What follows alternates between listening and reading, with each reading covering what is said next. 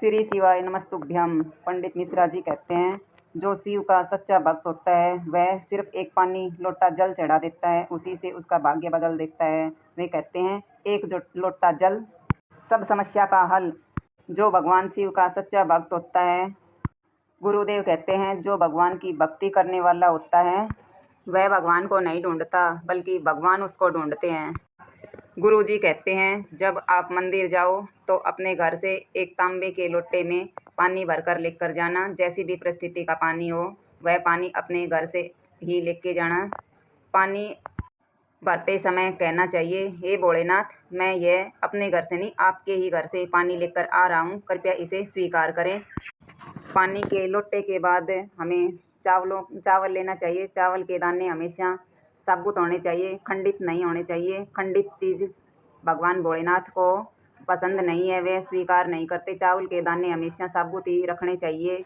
मंदिर में जाकर अपने चप्पल जूतों को कभी भी मंदिर की सीढ़ियों पर नहीं उतारना चाहिए, क्योंकि जब हम अपनी चप्पलों को मंदिर की सीढ़ियों पर उतार कर जाते हैं तो आने जाने वाले और भक्तजनों के पैरों में आती हैं, जिससे कि उनसे हमारे अंदर नेगेटिविटी हमारे अंदर आ जाती है। हम और किसी के रोग दोष अपने साथ ले आते हैं। मंदिर में जाने के बाद हमें सबसे पहले मंदिर का घंटा बजाना चाहिए। मंदिर में जाते वक्त ही मंदिर का घंटा बजाना चाहिए। मंदिर में आते वक्त कभी भी मंदिर की घंटी को नहीं बजाना चाहिए, क्योंकि जब हम आते वक्त मंदिर की घंटी को बजाते हैं तो नेगेटिविटी हमारे साथ आती है। उसके बाद आता है पानी का उसके बाद हमें शिव पर पानी डालना चाहिए। शिव पर पानी 3 बार डालना चाहिए, रुक रुक कर। एक बार भगवान शंकर के नाम का, एक बार भगवान विष्णु के नाम का और एक बार हमें ब्रह्मा जी के नाम का पानी डालना चाहिए। उसके बाद हमें कभी भी खंडित फल नहीं डालने चाहिए, खंडित बेलपत्र नहीं डालने चाहिए भगवान शिव शंकर पर, क्योंकि खंडित चीज़ कोई भी भगवान शिव शंकर को पसंद नहीं है। अगर हमारे घर में बेलपत्र ना हो, हम बेलपत्र की कोई सुविधा ना हो, तो बेलपत्र वहीं का उठाकर हम अगर गंगा जल से उस बेलपत्र को धो लेते हैं तो वह शुद्ध और स्वच्छ हो जाता है। वह बेलपत्र हम शिवलिंग पर चढ़ा सकते हैं। बेलपत्र की संख्या का संभव ना हो तो एक ही बेलपत्र को धोकर शिवलिंग पर चढ़ा दें, क्योंकि भगवान तो भाव के भूखे होते हैं। उन्हें 1 चढ़ाओ, 8 चढ़ाओ, 100 चढ़ाओ, इससे कोई फ़र्क नहीं पड़ता। उन पर एक बेलपत्र, एक चावल का दाना, एक लोटा जल, अगर एक पुष्प भी चढ़ाते हैं तो भगवान शंकर प्रसन्न हो जाते हैं, ऐसा महापुराण में लिखा हुआ है। गुरुदेव जी कहते हैं, एक लोटा जल हर समस्या का हल। अगर हम भाव से भगवान से जुड़ते हैं तो हमारी समस्त मनोकामनाएं पूर्ण होती हैं। और पंडित मिश्रा जी कहते हैं कि शिव का सबसे बड़ा त्यौहार सावन के माह का त्यौहार है। भगवान शंकर पर यदि हम उस लोटा पानी का चढ़ा देते हैं तो वह ही उनके लिए सबसे बड़ा त्यौहार है। गुरुदेव जी कहते हैं कि शिव महापुराण में ऐसा वर्णन किया गया है, यदि हम शिव के मंदिर की साफ सफाई करते हैं तो हमारे सब रोग, कष्ट, संकट सब शिव हर लेते हैं। वे तो सबके पालनहार हैं। जब देवताओं पर विपदा आई, समुद्र मंथन में जब विश्व का प्यास निकला, तब भगवान शंकर ही ऐसे देव थे जिन्होंने वह विष का धारण किया और अब सभी देवों को कष्ट संकट से मुक्त किया, उस विष से मुक्त किया। इसीलिए तो देवों के देव महादेव कहलाए। जब देवों के देव महादेव ने सब देवों के ही कष्ट हर लिए, तो फिर हम तो मानव हैं, हमारे दुख क्यों नहीं हरेंगे। ऐसी मान्यता है कि जब हम शिव पर चढ़ा हुआ बेलपत्र शिवलिंग के सामने बैठकर खाते हैं तो हमारे अंदर किसी भी प्रकार का रोग कष्ट हो तो शिव उन्हें दूर कर देते हैं। शिवलिंग पर चढ़ाया हुआ जल भी हमें घर वापस लेकर आना चाहिए, इससे भी हमारे घर में सुख समृद्धि आती है। जो भी घर में कष्ट होता है वह सभी समाप्त हो जाते हैं। मंदिर में पानी डालने के बाद थोड़ी देर नॉर्थ ईस्ट की ओर बैठकर 108 बार ओम नमः शिवाय, ओम नमः शिवाय का जाप करना चाहिए।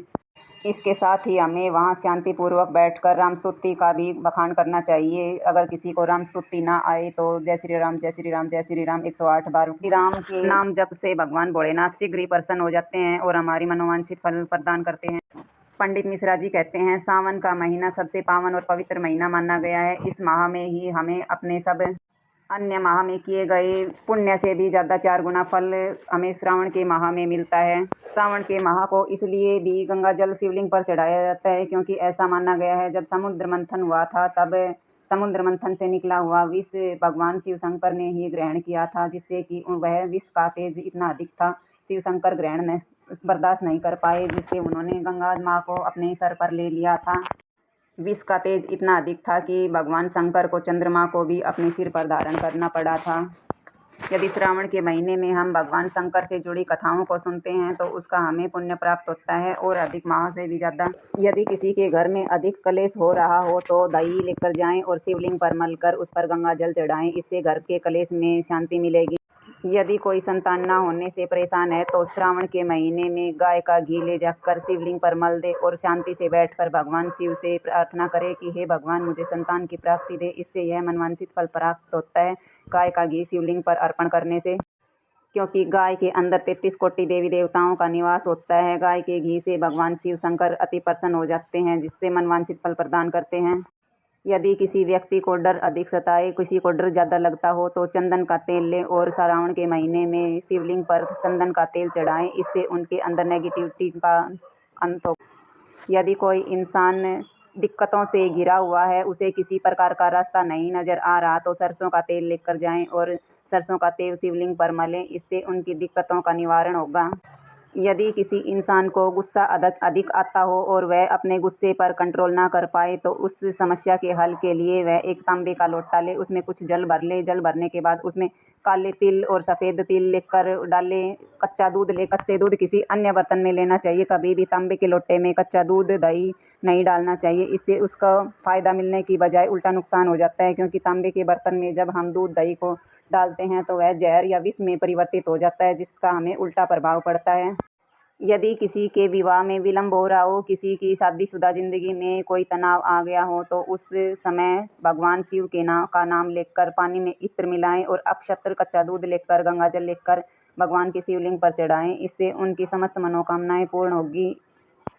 यदि हम 16 सोमवार के व्रत का संकल्प करते हैं तो श्रावण के महीने से ही इस व्रत का प्रारंभ करना चाहिए, क्योंकि सावन, भादो, आश्वयुज, कार्तिक यह 4 महीने ऐसे हैं जो बेहद ही पुण्य के माने गए हैं। यदि हम सावन के सोमवार से लेकर 16 सोमवार के व्रत का संकल्प करते हैं तो श्रावण के महीने में अधिक फल प्राप्त होता है। इससे भगवान शंकर शीघ्र ही प्रसन्न हो जाते हैं और हमें मनोवांछित फल प्राप्त होता है। अगर हम शिव मंदिर में जाते हैं तो शिव मंदिर में ऐसे ही लोटा जल चढ़ाकर वापस नहीं आना चाहिए, बल्कि हमें फुर्सत में जाना चाहिए और भगवान शिव के समक्ष बैठकर अपनी मनोकामनाओं को कहना चाहिए। उन्हें शांति से उनसे बातें करनी चाहिए। जैसे कि हम अपने माता पिता से बातें करते हैं, ऐसे ही हमें भगवान शंकर से बातें कर कर अपने मन की बात कहकर आनी चाहिए, क्योंकि भगवान शंकर एक ऐसे देव हैं जो सब देवों के महादेव हैं, सबसे पहले सुनते हैं। भोले शंकर इसीलिए कहा गया है क्योंकि हर किसी भी देव के विषय में ऐसा नहीं माना जाता कि एक लोटा जल चढ़ाओ और इससे हमारी समस्त मनोकामनाएं पूर्ण होंगी। भगवान शंकर ही एक ऐसे देव हैं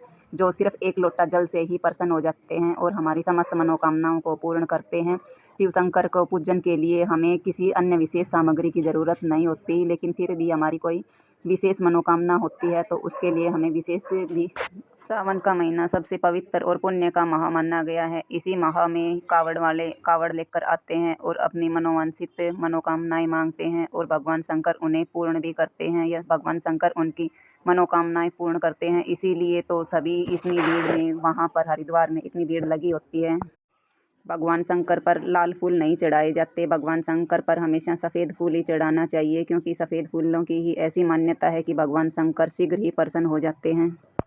यदि कोई हमारी विशेष इच्छा है तो एक केतकी का 5 कनेर के फूल और एक बेलपत्र लेना चाहिए और अशोक सुंदरी पर चढ़ाना चाहिए। इससे हमारी जो भी मनोकामना, विशेष मनोकामना होती है वह पूर्ण हो जाती है। यदि किसी इंसान को निंद्रा ना आ रही हो तो उन्हें एक हथेली में पानी लेकर और शिव शंकर भगवान की 5 पुत्रियों का नाम लेकर उस जल को ग्रहण करना चाहिए, क्योंकि भगवान शंकर की 5 पुत्रियों को विश्राम और निंद्रा का प्रतीक माना गया है। यदि हम उनका स्मरण करते हैं तो हमारा शरीर रिलैक्स रहता है, हमें जल्द ही नींद आ जाती है। इसके साथ ही रिद्धि सिद्धि के दाता भगवान गणेश को मन कहा गया है। प्रथमे गुरु को वंदना, द्वितीय मनावा गणेश, तृतीय स्मरण शारदा, निरास्त करो प्रवेश। ऐसा कहकर हमें गणेश जी का भी आह्वान करना चाहिए। सबसे पहले हमें गणेश जी का पूजन करना चाहिए। ऐसी मान्यता है कि अगर हम गणेश जी का पूजन नहीं करते तो हमारी कोई भी पूजा सभी पूजाएं अधूरी रह जाती हैं, कोई भी पूजा हमारी पूर्ण नहीं होती। इसलिए हमें सबसे पहले गणेश जी का पूजन करना चाहिए, गणेश जी को आह्वान करना चाहिए। उसके बाद ही हमें अन्य कार्य करने चाहिए। इससे गणेश जी महाराज प्रसन्न होंगे। जहाँ हम गणेश जी की पूजा करेंगे वहाँ माँ लक्ष्मी का तो निवास हो ही जाएगा, क्योंकि ऐसा माना गया है। एक बार लक्ष्मी माँ को घमंड हो गया था कि मैं ही सबसे बड़ी हूँ। तब भगवान विष्णु ने कहा कि तुम अपूर्ण हो। तब उन्होंने दुखी होकर सरस्वती जी से यह बात कही। सरस्वती इनकी इस व्यथा का कारण देखकर माता पार्वती के पास गई कि भगवान विष्णु ने माता लक्ष्मी को अपूर्ण कहा है, इसका क्या कारण है। तब ऐसा माना जाता है कि माता पार्वती ने अपने गणेश को उठाकर और माता लक्ष्मी जी की गोद में दे दिया था और कहा था कि अब तुम पूर्ण हो गई हो, अब तुम अपूर्ण नहीं हो, क्योंकि जब तक किसी स्त्री को पुत्र की प्राप्ति नहीं होती तब तक वह अपूर्ण होती है। यदि उसे किसी संतान की प्राप्ति हो जाए तभी स्त्री पूर्ण मानी गई है। इसलिए ही माता लक्ष्मी के साथ गणेश जी का पूजन किया जाता है, इनके साथ ही सरस्वती का पूजन किया जाता है। मंदिर से वापस आते वक्त कभी भी हमें पीठ दिखाकर वापस नहीं आना चाहिए, थोड़ी देर हमें उल्टे पैर चलना चाहिए, क्योंकि जब हम भगवान के दर से वापस आते हैं और अपनी पीठ दिखाते हैं तो उससे नेगेटिविटी हमारे साथ आती है। रास्ते में आते वक्त भी हमें किसी से बातें नहीं करके आनी चाहिए, क्योंकि जब हम अपना पुण्य साथ लेकर आते हैं, रास्ते में किसी से बातें करते हैं तो वह अपना पुण्य हम उसी को वापस दे आते हैं, उसका हमें फल प्राप्त नहीं होता। कभी भी रास्ते में खड़ा होकर किसी से बात नहीं करनी चाहिए, इससे हमारे पुण्य की प्राप्ति नहीं होती। अगर हमारी यह जानकारी आपको अच्छी लगी हो तो वीडियो को लाइक करें, शेयर करें और चैनल को सब्सक्राइब करें। इसके साथ ही हम अपनी ओम नमः शिवाय, हर हर महादेव।